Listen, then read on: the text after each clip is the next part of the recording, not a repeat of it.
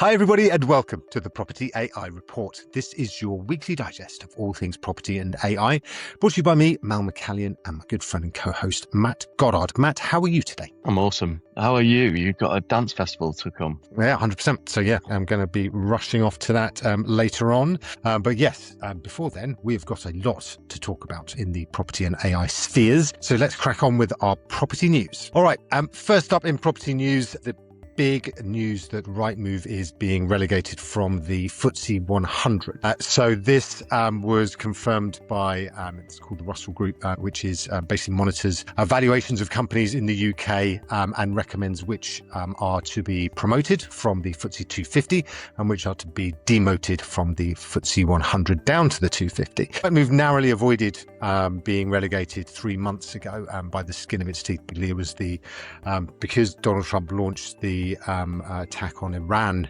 on the 28th of February, that actually sent EasyJet down instead of Rightmove 3 months ago. But this time out, there was to be no reprieve. So Rightmove finds itself in the 250 for the first time, I think, since like 2016. It's like 10 years or so it's been in the FTSE 100.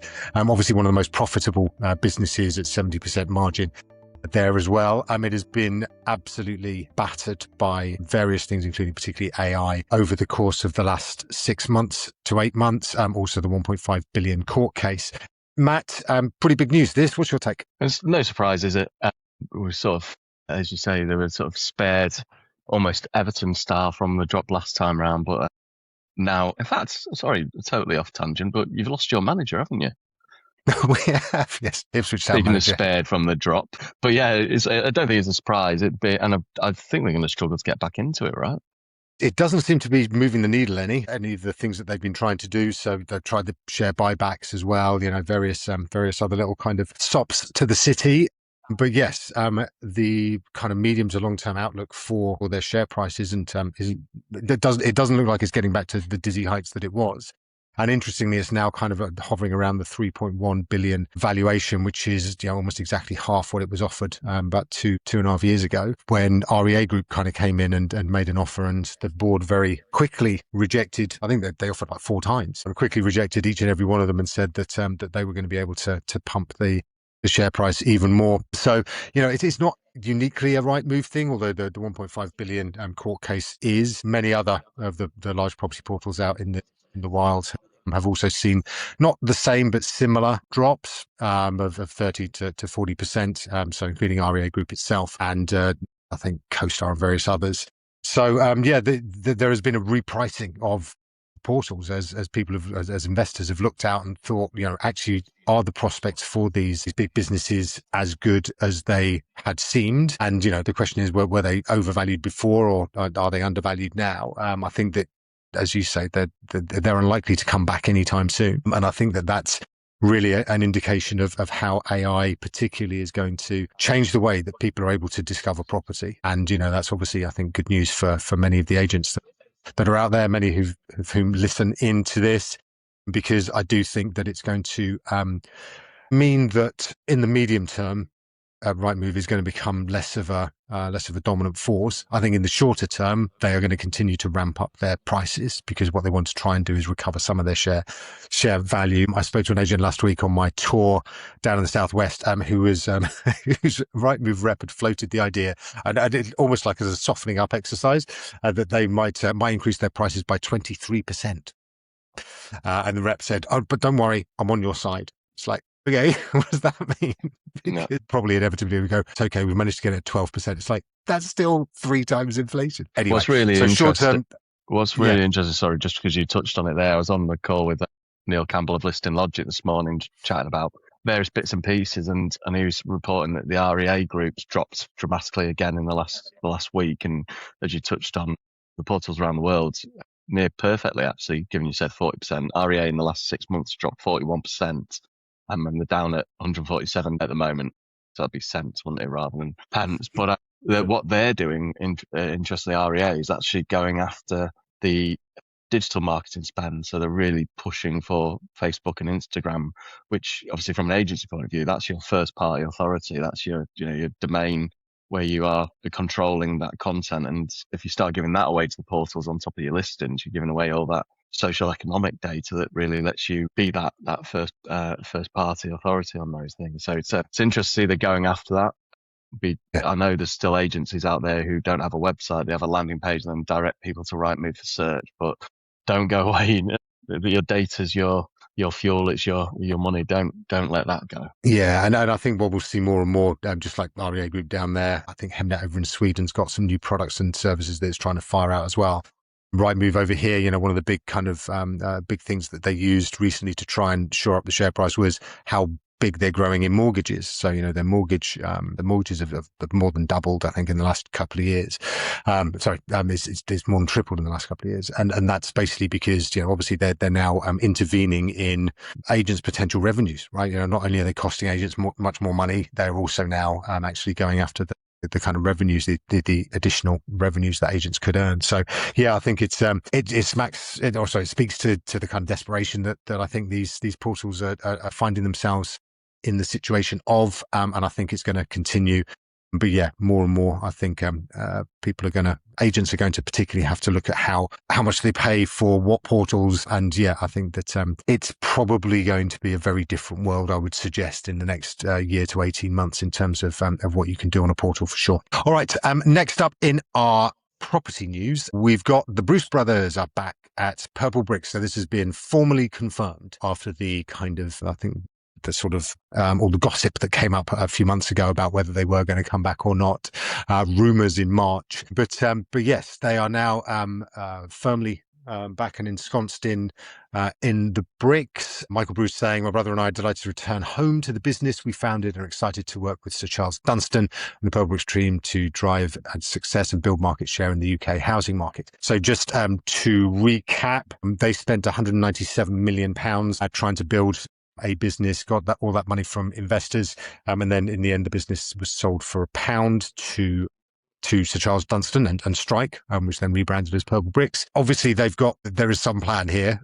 I think it's going to be interesting to kind of see what takes shape. Matt, have you got any ideas on how this is going to be different to the last time? Well, I think it's not a shock at all, right? First and foremost, I do wonder what's going to happen with the agency UK, given the sort of positions in there, albeit as a non-executive director. Like, will there be a coming together and a relaunch of that business on that front? And obviously, as you've highlighted a number of times before, what's going to happen with that tech that came out of Bumming that sort of caused some question marks about how it all works, and is that going to rear its head again as part of this process? Yeah, so yeah, I mean, I would suggest that they would absolutely be using all these kind of tools that they've kind of built up over time. I imagine that the core argument is going to be the same, or the core pitch is going to be the same, which is, estate agents are ripping you off.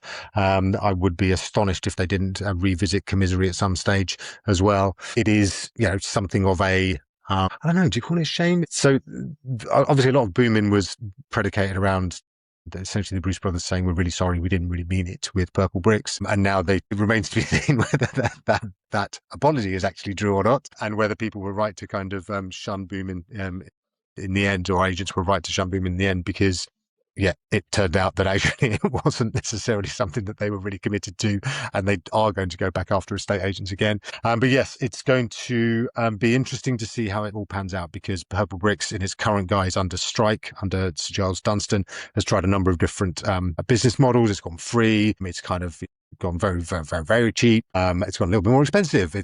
So it's obviously been flailing around a little bit. I do see the odd Purplebricks sign up and about around as I drive around, but yes, I don't see sold ones. I only see ones they've got Own It, which is their kind of for sale board. It says Own It. So yes, so it's obviously in a bit of a depressed state right now, but yeah, it's going to be interesting, I think, to see where they target, because I don't think they can go fully national unless Charles Dunstan is willing to absolutely put virtually all of his fortune into it. And yeah, how hard they go, what the marketing message is going to be, if it's not going to be anti-estate agents. One of the interesting things actually about Charles Dunstan is he is on record as saying that he wants to destroy estate agents. So that's nice then. Yes. So off he goes. All right. So that's our second news in property.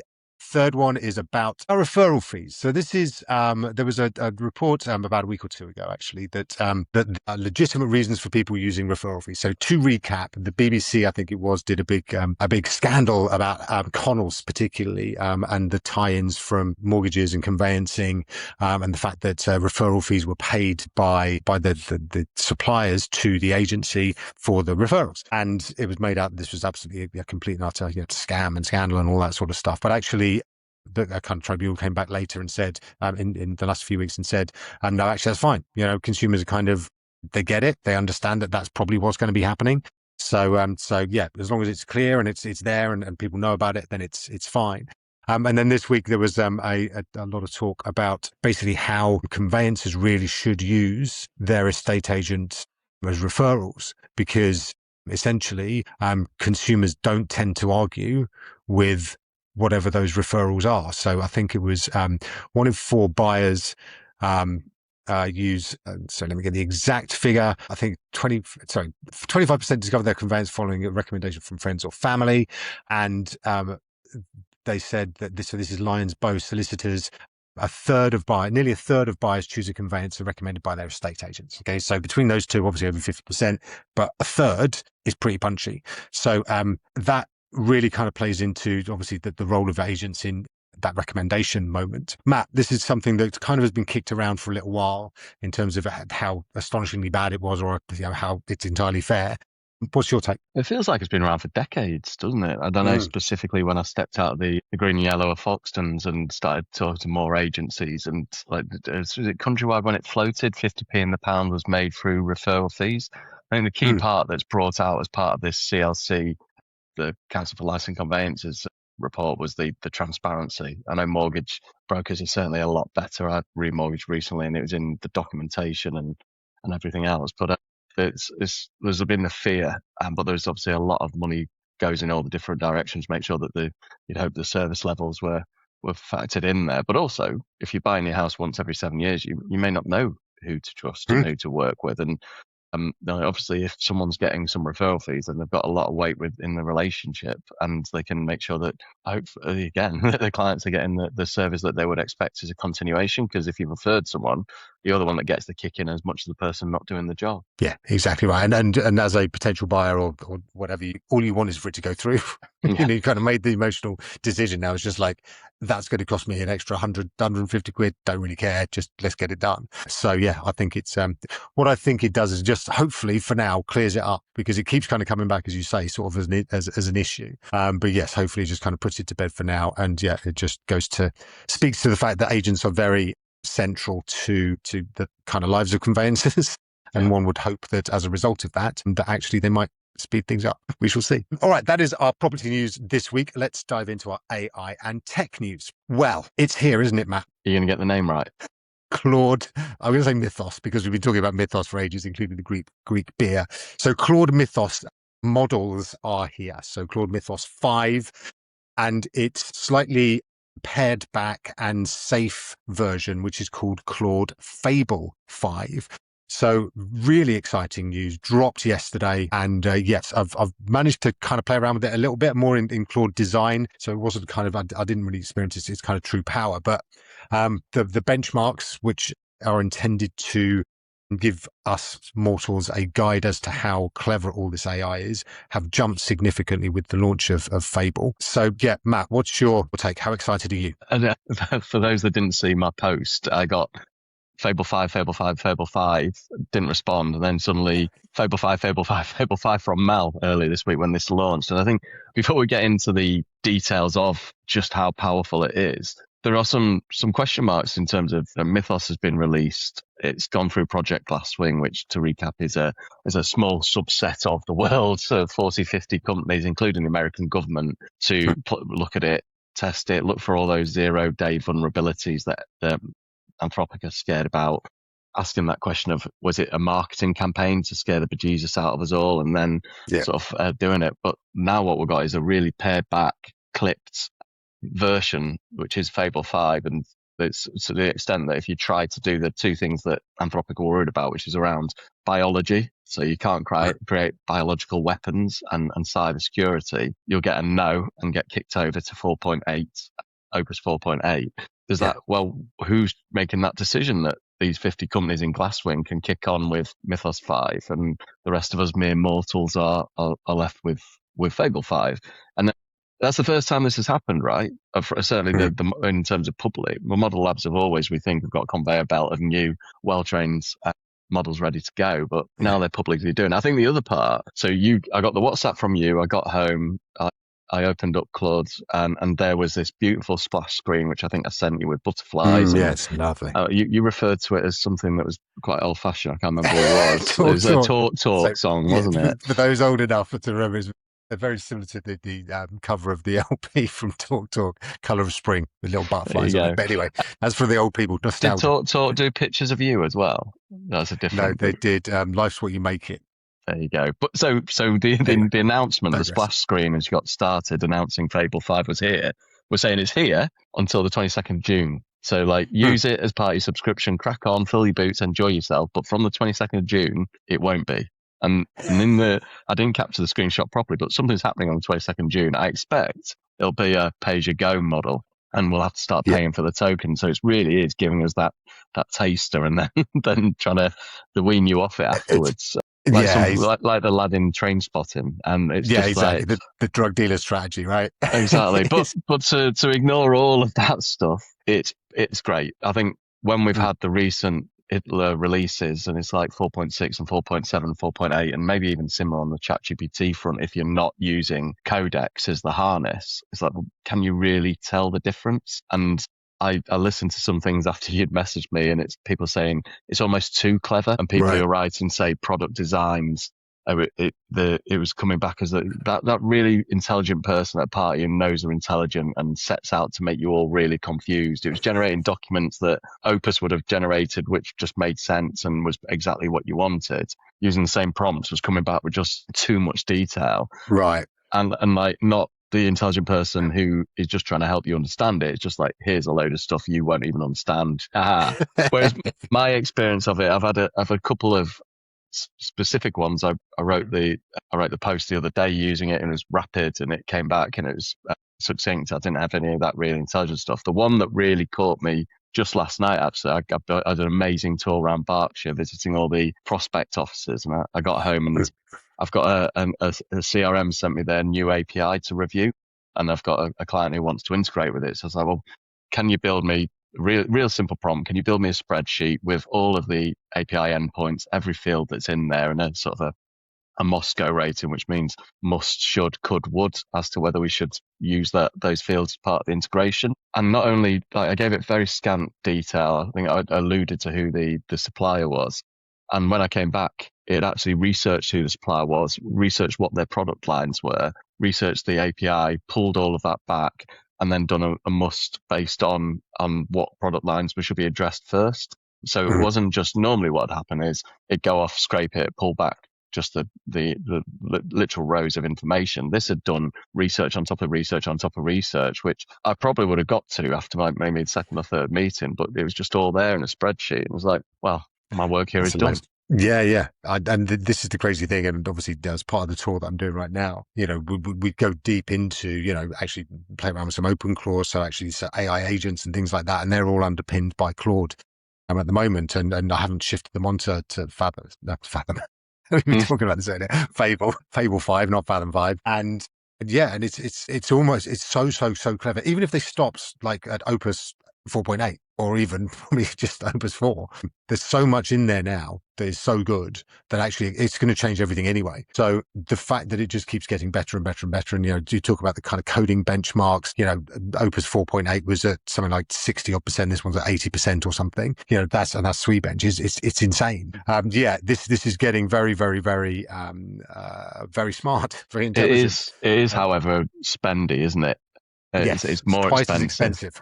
Twice as expensive as Opus. Yeah, and also that volume of reasoning that it's doing means that it's running through those tokens, is absolutely blitzing through those tokens, which means it's twice as spendy, but also you're using a shed load more tokens. But the question is, as that one that I just sort of talked about, that use case, how many hours would I have spent like just going, actually, I've reviewed this, now can you do this? The fact that it went off to that depth of reasoning, I think I'd be quite happy to spend those tokens if it just means that I end up with a better version of what I probably would have done myself, rather than iterating through and wasting my time, spending my time doing it. Yeah, and I think what's going to be the next thing, and this is certainly something we're looking at right now within our business, is which type of model do you deploy for which tasks? So if it's a really basic kind of, just sort of sorting task, then you can use one of the real cheap kind of almost some of the open source models. But if you want something really, really kind of, as you said, the sort of the strategic stuff or the real kind of deep dive, then you'll go to one of these more expensive models. So I think what's going to happen is you're going to be using these harnesses, whether that's OpenClaw, whether that's one of the others, to actually kind of have differently intelligent AI agents or AIs, where actually you call on them to do different stuff, and you'll actually kind of ping them, through Telegram or through whatever messaging app you're using to converse with them. And I think that's going to be almost the next skill, is actually making sure that you deploy the right level of intelligence for the task that you are looking to get done. Because it may be that actually you didn't need to do all that in that research, and you would maybe not have got to everything because you didn't think it was going to add enough value. And I think that's going to be the kind of the one of the key differentiators as we kind of move through the rest of this year into next. Yeah. All right, that is the big news of Claude Fable is launch and the arrival of Mythos. We also had the re-arrival of Apple Intelligence this week. So as we spoke about briefly last week, Apple had their worldwide developer conference this week. And yes, one of the big announcements was that Siri AI is coming back again. It was all a little bit familiar, wasn't it? It was all a little bit like, and it's actually not coming until like the end of the year for a start, and then just only on certain phones for a start, and certain MacBooks and certain other things, and it kind of they messed this up 3 years ago, and with Apple Intelligence that kind of never arrived. I was quite bullish about the fact that they couldn't mess it up again. Their share price dropped about 2% on the announcement. Is that you just pulling your shares? It's me just throwing my MacBooks away. But yeah, so it's what's your take, Matt? Underwhelming. I think underwhelming has to be the key, right? And I think you've hit the nail on the head. They've had these $500 million lawsuits where they're having to pay out because Apple Intelligence needed you to buy the new iPhone and then never delivered. And now there's certain features that will only work if you've got Apple Intelligence on them. So, you've got the latest iPhone 17 or 8 or whatever it's up to. So it's a dangerous thing. I think there are elements of it. There was a sort of spatial maps view that really sort of stood out if you're new to an area and you want to get a good feel for it before you sort of venture out into the streets. There's the visual intelligence where you could take a photo of a sort of quite a complex calendar appointment or a picture, and it would pull out the calendar. So, for example, a concert ticket, and it would pull out the date and time and venue and that sort of thing. So I guess doing what Apple does do well, which is thinking about the situations where you'd need to use those AIs within the hardware. And I think that's where it crossed over. And I keep getting the term wrong, but there's the one where within the camera function, you could take a photo of me and Mal as we are now and then change the perspective from within it. So you're regenerating your AI on the fly. And then it's starting to cross that line between hardware and software. And like a lot of people will say, so for example, you could say, take a photo and then say, pop Mal in Euro Disney or whatever it is, and then generate all those different ones from different perspectives and everything else. But it's like, well, did Mal actually go there? And I just want the camera to take the camera pictures. I don't want it to be using AI. But that's sort of losing the point to an extent, because these things are all, you can choose to use them. You don't have to do it. It's a bit like changing your photos black and white. You don't have to do that. It's just an option that's available in that camera, right? Yeah. So I think, like you say, there was kind of like small things that sounded pretty cool. Again, they're not ready yet. They're kind of coming down the track, and it's a bit kind of like, well, okay, tell us when it's there, and we can kind of get involved. But yes, it felt like a real moment of opportunity that just kind of went away again, and it's kind of crazy to think that that they may have, again, oversold what was coming, and then a delivery time, it's kind of like, oh yeah, but actually it's kind of a little bit the same as before. That being said, the fact that AI is going to be available in Siri, assuming that it is good AI, that is based on the Gemini model, so they've kind of distilled that out into Siri AI, it's going to bring AI intelligence to the masses, right? There's 2.4 billion or whatever iPhones there are out there. It's that's a lot of people who are part of the ecosystem right now. They may not all obviously have the iPhone 17 or whatever you need, but certainly in the next upgrade or the upgrade after that, then they'll probably have access to this kind of stuff. So I do think it has the potential. Let's leave it as potential to be huge, but it remains to be seen about delivery. We will obviously have a few words to say on it when it does finally arrive.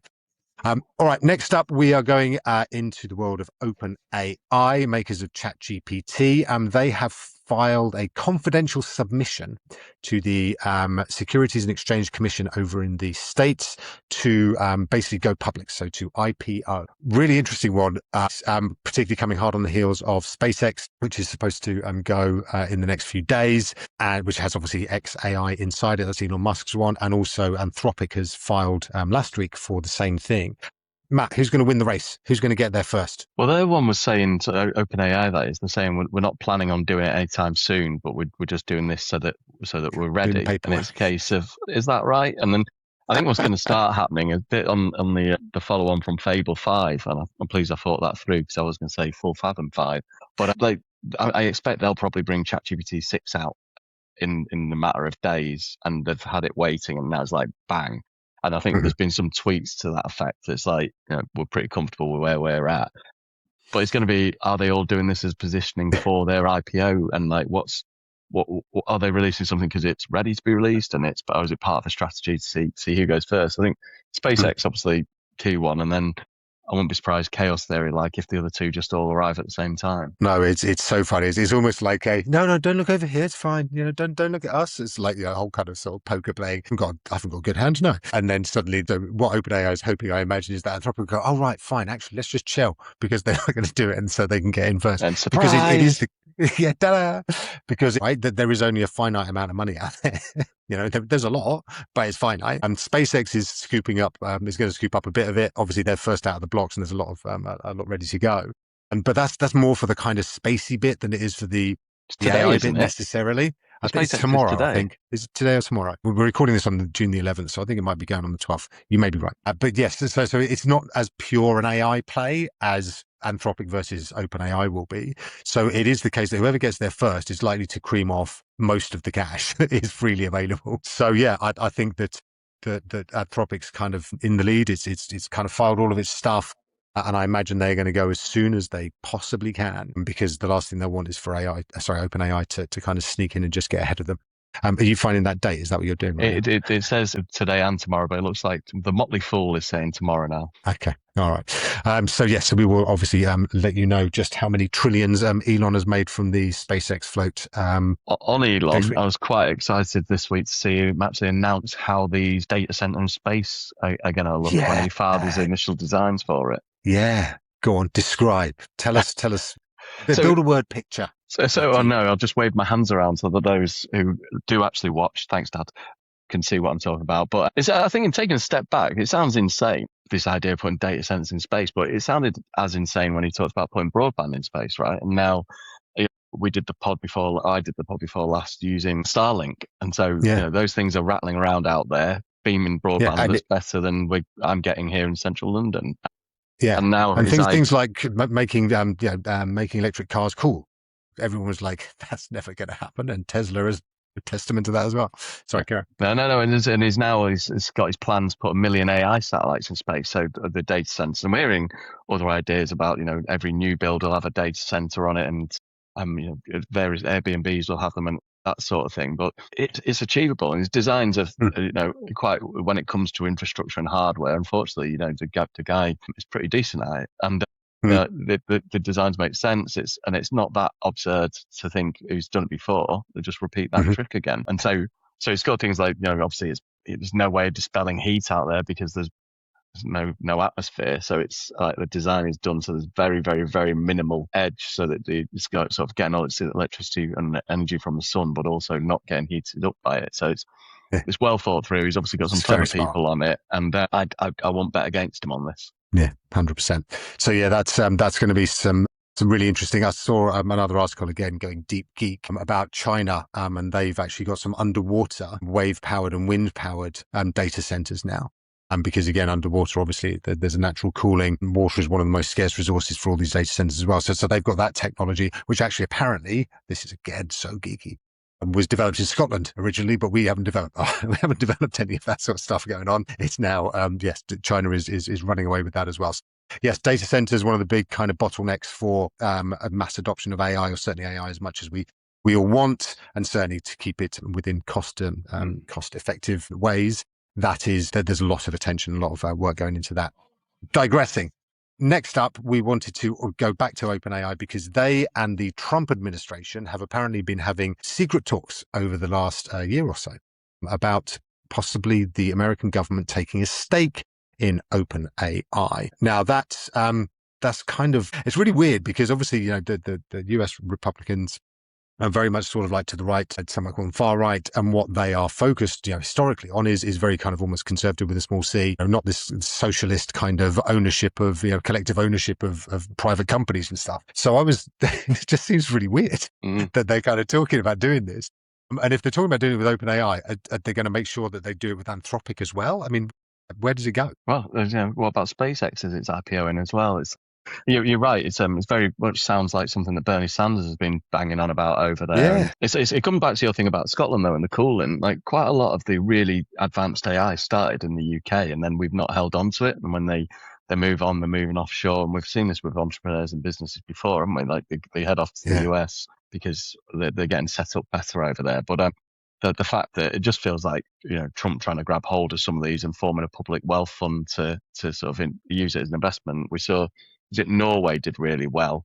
Yeah. And obviously Qatar have done really well with those sort of opportunities with oil. And it's now a case of, well, let's do the same with AI, because we know the American economy would be tanking if it wasn't for those companies really dragging it through. Yeah, it's a huge part of the uplift in the GDP, particularly over the last couple of years. So yes, and getting a stake in it kind of potentially makes sense, but it just seems very strange coming from the governing party that puts quite a lot of store in private enterprise rather than public ownership. Brilliant. Well, that is our AI and tech news this week. Let us talk now about our tool of the week. All right, Matt, this is one of yours, which is Gemini 3.5 Live Translate. So have you had a play around with this? I've not, because I can obviously understand all those languages myself anyway. But I dropped it in just because it's been released. We've talked about, I've currently got my AirPod in my ear, and we've had, you had to, with Apple, you had to have a certain set of AirPods and certain phones to be able to do their live translate.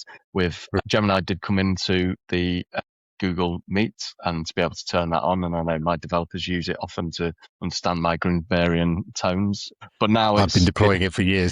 Exactly. And now it's available in Gemini 3.5 on your phone. So you can actually use that when you go on holiday. And it seemed fitting timing with the summer upon us. You'll be able to use it in Albania at your dance festival. I will be. Yeah, excellent. One of the use cases I keep thinking about for this is if you've got your AirPods in or whatever, on my way, before I go off on holiday, I'm going to get my hair cut at my Turkish barbers down the road, and they're always chit-chatting to each other. And I just wonder, anybody listening out there who's going to get their hair cut at Turkish barbers, I'm just, pop some of these in and just kind of actually, you can then hear them talking about, I don't know, how rubbish your hair is or whatever. But yes. They definitely do that to me. Yes, you may not find yourself there anytime soon. All right. That is all of our news for this week. Thank you very much indeed for listening in. We'll be back again next week with even more property and AI news. So until then, have yourselves great weeks, great weekends, and we'll catch up again in 7 days. Take care, everyone.